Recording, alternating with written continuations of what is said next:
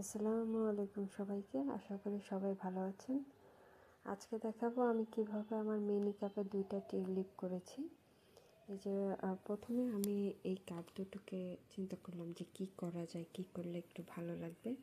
তো আমি প্রথমে মোল্ডেড ক্লে দিয়ে একটা টিউলিপ আগে বানিয়ে নিয়েছিলাম। দেন এটা একদিন আগে বানানোর পরে আমি এটাকে শুকিয়ে নিয়েছি।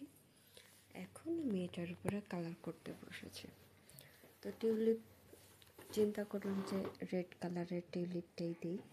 তবে বিশ্বাস করেন, যখন আমি কালার করতেছিলাম মনে হচ্ছিল জাস্ট মাখনের মতো কালারটা মিলিয়ে যাচ্ছিল ক্লেটার সাথে।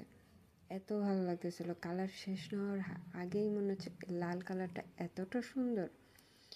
দেন আমি কালার লালটা করে নিয়ে দেন পাতার মধ্যে সবুজ কালারটা করব। এই লাল কালারটা প্রায় হয়ে গিয়েছে, একটু জাস্ট কোনাতে ফিনিশিংটা বাকি আছে, সেটাই আমি জাস্ট করে নিচ্ছি। এই যে দেখেন সাইডে একটু ফাঁকা আছে, দেখা যাবে যে এই ফাঁকাগুলো ভরাট না করলে পরে দেখা যাবে সাদা সাদা দেখা যাচ্ছে বা কালারটা যে বসেনি সেটাও দেখা যাবে। তো আমি চাচ্ছিলাম না এমন কিছু হোক, আমি একদম পুরো ফুল ফিনিশিং করতে যাচ্ছিলাম। এই যে এখন আমি আপনার ডালের কালারটাই দিব। উপরে লাল কালার দেওয়া শেষ, এখন এই যে পাতা আর ডাল কালারটা করব। পাতার জন্য প্রথমে আমি একদম লাইট গ্রিন কালার, যেটা একদম হালকা, সেটা দিয়ে নিয়েছি। এর উপরে পর আরেকটু গাঢ় একটা গ্রিন কালারটা দিয়েছি। তারপরে দেখেন সাইডের কিনারগুলোতে ক্লিয়ার করে নিচ্ছিলাম।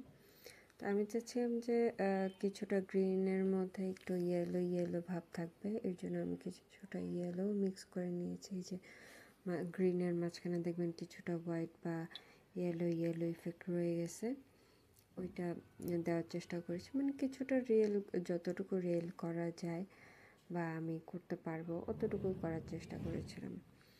এই যে এবার এই পাতাটাকেও সেম কিছুটা ইয়েলো কিছুটা গ্রিন এই টাইপের করার চেষ্টা করেছি।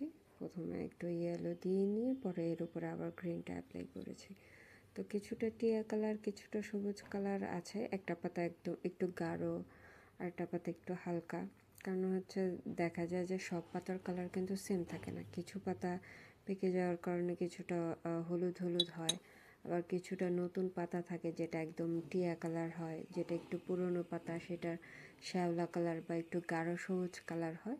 তো আমি ওই রকমই আর কি কালারগুলো একটু ভেরিয়েন্ট দেওয়ার চেষ্টা করেছি সবগুলো পাতার মধ্যে।